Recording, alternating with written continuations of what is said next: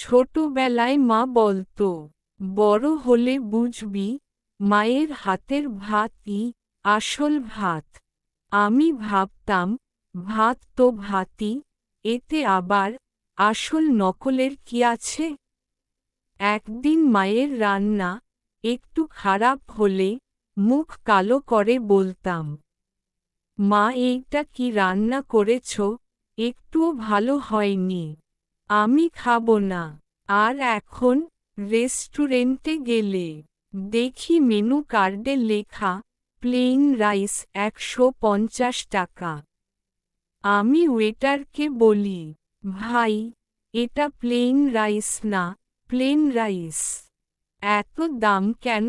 স্বাদ না থাকলেও বিল তো দিতেই হবে। এখন বুঝি, আমার মাই ছিল সেই সস্তা হোটেল, যেখানে খাবারের জন্য কোনো বিল লাগত না, শুধু দরকার ছিল পেট ভরে হাসি মুখে খাওয়া। আর একদিন গেলাম একটা ফ্যান্সি ক্যাফেতে, সামনে কফির কাপ আর পেছনে প্রাইস ট্যাগ ৫২০ টাকা। মনে হলো এই কফি খেলে বোধহয় বুদ্ধি বাড়বে। আমি ওয়েটারকে বললাম, এই কফিতে কি বুদ্ধির কণা মেশানো আছে নাকি?